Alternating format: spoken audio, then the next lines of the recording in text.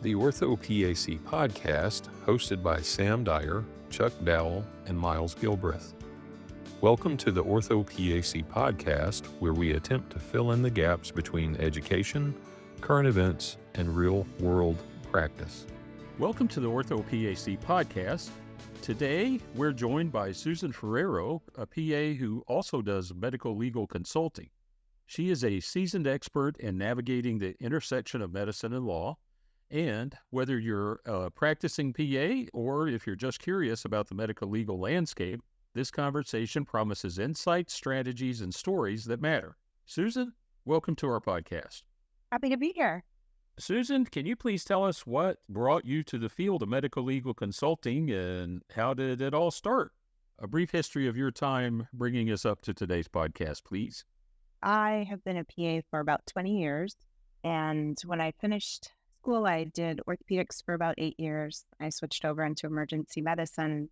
I did that in urgent care for pretty much the rest of my career with a little bit of other things thrown in there, like a year of urology, some aesthetics, some regenerative medicine, some little side gigs. And after almost 20 years, I'd say probably by the 15-year mark, and I'm sure part of it had to do with being in the emergency department, I started to just get a little burnt out and was looking for other ways to use my decades of knowledge and experience in medicine to continue to contribute positively to society, yet still feel challenged. So I looked at different options, and there weren't too many out there that I could find.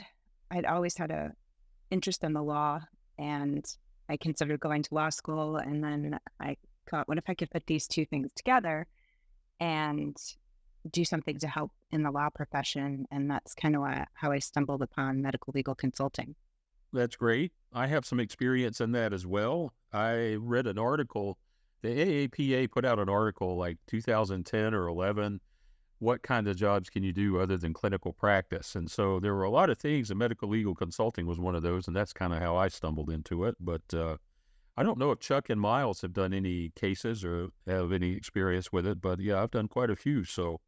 I did one case. So I'd been reached out to several times through LinkedIn early in my career and always kind of deferred them to someone else. Just last year, I took on one for the first time. All I ever did was talk to the attorney about it, collect a records review and retainer for it, and nothing came of it for the PA, from my understanding. Susan, tell us about a typical day. I've done a bunch of these cases and I kind of know what's involved, but what's a typical day? I mean, are you still, well, let me ask you this. Are you still practicing as a PA, or is this your main gig at this point? What's going on there? And when you are doing your medical legal work, what's a typical day like? What kinds of things could someone expect if they were going to do this? I do not work clinically at the present time. I quit my job the end of 2023, the end of 2024. No, the end of 2023. And I left clinical practice and didn't look back, and I have been doing this full time. So a lot of what I do is behind the scenes. I know that most PAs, if they're familiar with medical legal consulting, it's generally as an expert. So you get a case and you're evaluating the standard of care for a PA, and then if you support it, then you would go forward and be the expert on the case. A lot of what I do is behind the scenes stuff. So I review all sorts of cases, not just PAs, not just my particular specialty, but I review cases for merit to see if there was something that the standard of care was breached, or if I think something needs to be evaluated further, and that would be passed on to the attorney and they would get an expert in that field. So for instance, a gallbladder surgery that has gone wrong, I would evaluate it and determine if I thought the standard of care was met or not. And then if they needed to go further with the case, then they would get a general surgeon to evaluate it further and be the expert. So that's what I do. A lot of the cases, I do some expert work, but most of what I do is behind the scenes. And I also work with personal injury attorneys and help them. It's a whole different animal because you're not determining if there was a breach in the standard of care. It's not a malpractice case. It's really just helping them understand the medical records that they get for accidents or motor vehicle accidents, slip and falls, things like that, kind of helping them understand the injuries, what was pre-existing, what's not, what might be a problem down the road. So I work on cases along those lines as well. So in my day-to-day, I would say I am reviewing records, I'm researching topics, I talk with attorneys, I'm vetting experts because one of the other things I do is I will find experts for attorneys. So if they need a hospitalist for a case to be an expert on a case, I'll find experts about them and then set them up with the attorneys. And then, of course, there's always administrative tasks of running a business, right? Like sending out invoices and marketing and those along the lines. So Susan, who's your primary client for these discovery type work? Is that plaintiffs' attorneys? I know you mentioned PI is one of the Yeah, subsets. it's plaintiffs' attorneys and some defense attorneys. Most of the work that I do is with plaintiff attorneys. It's just simply not for lack of trying, but just simply because defense attorneys are a tight-knit group and they have, and oftentimes insurance companies have people in-house that are kind of doing these tasks for them. Also, defense attorneys aren't looking to determine if this is a case or not, or something they want to work on. It falls on their desk and they have to work on it. But I do some defense work and some plaintiff work. I would say plaintiff much more than defense. But yeah, it's personal injury attorneys, whether it be medical malpractice or personal injury attorneys that just handle, motor vehicle accidents or slip and falls. But in this arena, essentially, any attorney that has a medical record for any case, so even if it's a criminal case and it involves some sort of medical record, they could need help with that part of it. Yeah, that's a very unique niche that you found in the discovery side of the case. Do you know many other PAs that are doing that? Now, when I started this, when I came upon the thought of doing this, I researched everyone I could possibly find. And I did come across some PAs that did this kind of work, but they were mostly doing expert work, maybe reviewing a case here and there, but I couldn't find any that were doing any personal injury or criminal work at all. And the ones that were doing the malpractice, again, were just experts. I did find one woman who actually works in a law firm, and nurses for years have been doing this. And the concept of a legal nurse consultant has been out there for a while. So some firms have a legal nurse consultant. And this woman who was working in the attorney's office said she applied for a legal nurse consultant position, and she had to basically just kind of sell why she was a better option being a provider. So she got the job, and she's been working there for a long time.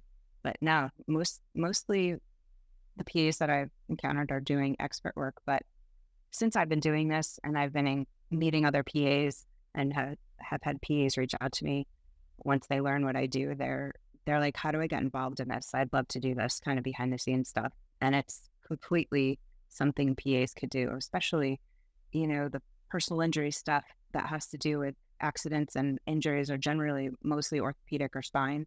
I mean, that's for orthopedic PAs, or neurosurgery PAs, that's completely in their wheelhouse. Yeah, Susan, you had mentioned earlier, you said the three magic words for legal consulting work, standard of care. Can you please define for our listeners what standard of care means? And if you ever do a case, you're going to get asked that question right off the bat. So could you please define that and what it means and what people need to think about when we're talking about standard of care? Sure. So the standard of care is essentially what another provider would do in the same situation, what another reasonable provider would do in the same situation. For instance, if you have someone who comes in the emergency department and they're treated and then they're discharged and then something goes wrong and a suit is filed, you would get an expert that would look at the care that was provided by the PA or the physician or whoever it was that provided the care, and say they would look at it and determine if that care was reasonable based on the situation. So the definition is essentially what a reasonable provider would do in the same situation. Great, thanks. And that's a great definition, but if you're going to do this work, and like she said, as an expert, more so, Susan's got a consulting business where she's doing some others, but the majority of times I've been retained, it's been as an expert, and you really have to know that definition down cold, because coming off standard of care, if attorneys decide there, or if they can prove that there was a breach in the standard of care or not a breach in standard of care, then that's kind of your case. And then they start talking about things like negligence and all that. But yeah, it's in my experience, a deep dive into medical records. You have to be able to kind of bloodhound out parse through the details of the minutia of the medical records. And with the electronic health records like your Epics and Athenas and what have you, where you have a lot of cut and paste, it can mean you're looking through volumes of the same stuff, trying to find the right thing. So it's a challenge. Would you agree with that assessment? Yes, it can be tedious at times. I think people who don't do this or see this on the back end don't realize what a record looks like when it's printed. What we see on the front end of an EMR is, while it may seem like so many different screens that you have to go through and it's annoying, it is not nearly as annoying as what gets spit out at the end as a record. There is just so much more information than you ever really need, and there's a lot of redundancy. So things just get pulled forward from one day to the next, and it gets put in the record. So records are very long and often very tedious as you're trying to go through and find the pertinent information, which is why it's helpful for attorneys to have PAs do this, because we kind of know what we're looking for. And once you have looked at enough of these records, you know where to go. So you're not just combing through page after page and wasting time trying to find what's important. You know what you're looking for and you know where to find it. But yeah, it is sometimes like trying to find a needle in a haystack because things get buried. Whatever happened to bait stamps? Do they still use those, or are those gone? They do. In pre-litigation, they don't usually bait stamp them. You get records and they're like, here, take a look. Tell us if there was negligence. Did someone breach the standard? Was their causation? Was anything in here? And if at that point, they're either going to take the case or turn it down. They don't usually bait stamp it at that time. If they do, it can be helpful if you're making a chronology, because then you have a page to refer to. But most of them don't bait stamp in the pre-litigation. Once they've decided to take the case, then they will make a more organized accounting of the record, bait stamp it, organize it so that it makes it easier for whoever's looking at it. So for those that don't know, bait stamps, it's like a chronological numbering system that they put on each page of the record. And that way you can say, all right, bait stamp 732, instead of trying to figure out, well, what page of the record that is. That's all it is. But I haven't seen that in a while. I haven't done a case in a while, but yeah, it seemed like it went away there. But anyways, I just wanted to talk about some different things. I know Chuck and Miles probably have some questions, but just in general, for our folks that are listening, you've seen a lot of PAs come up, as an expert and, the plaintiff's attorneys. What are some pitfalls that PAs get themselves in? What should you be aware of in clinical practice? What kinds of, like when we talk about best practices, what kinds of things will get you in trouble and become issues with standard of care? And that kind of runs across the gamut: your personality, your actions, interpretation of x-rays, how you treated somebody. All of those things play in. But what are some pitfalls that PAs get into, if you don't mind sharing some of those? Poor communication is one of the big ones, whether it's not communicating with your supervising physician or a consultant, not communicating with the nursing staff. If you have a patient that is kind of not doing well, they're not crashing, or maybe not crashing yet, but they're on their way. As a PA, being able to call the surgeon and say, hey, this is what's going on, listening to the nursing staff talking to you and giving you the appropriate information. That lack of communication, oftentimes things get dropped. So poor communication seems to come up a lot.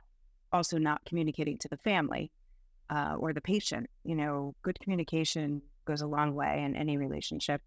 Keeping the family and keeping the patient informed of what's going on, good or bad, often helps to prevent situations down the road, because they feel that they were informed. Communication between staff is always a big concern and a red flag in a lot of these records. Inadequate discharge instructions is another one. So if someone is being discharged, especially from the hospital, you want to make sure that they have proper follow-up. and you want to make sure that they understand what their follow-up is going to be, and that if they're not doing better or if X, Y, and Z happens, they need to know where they're going and what they should be doing. Just saying, okay, you're done from the hospital, follow up with your doctor, here you go. It's just not cutting it these days. People need things spelled out a little bit more. And sometimes I know that feels like you're hand holding, but you just need to have it spelled out on the paper. We used to, when I worked, we had highlighters and they were big on highlighting things so that people didn't miss things, because patients will often say, oh, I didn't know, nobody told me that. But if it's on the paperwork and it's highlighted and you discuss it, then it's hard to say that the information wasn't given to them. Another big thing I think is anchoring. So anchoring on a diagnosis, and, you see someone, they return or they're bounced back to the ER and they have just persistent symptoms or worsening symptoms. Even in an office setting, someone keeps coming back and despite treatment, they're not getting any better. Have you considered other diagnoses? So saying, it's a knee effusion, for example, and they continue to have this knee effusion and pain, and you're just treating them with NSAIDs and PT, and nobody ever really takes the time to consider, is this Lyme disease, for example? Those are things that get missed and then can cause issues down the road. So anchoring on a particular diagnosis and not opening your mind to other things can also be a problem. And that happens in the ER sometimes, when the triage nurse will give you a patient and say, oh, this person, yeah, they're here all the time. They always have back pain. And that puts the thought in your head, the bias of, oh, all right, well, this guy's here all the time. Yeah, I know. He's always had back pain. And, you end up missing a spinal abscess because you aren't really taking the whole picture into account. So avoiding bias and anchoring can help you avoid some legal pitfalls. That's great. Susan, we're so excited that you're here today, and we appreciate your time. Well, thank you for having me. Listeners, please join us next week when we continue our conversation in medical legal consulting with Susan Ferrero. Thank you for joining the orthoPAC podcast. We also welcome you to visit our website, paos.org, where members can download virtual conference content and get Category 1 CME. Also, if you're a non-member and you're interested in our CME content, please visit the aapa.org Learning Central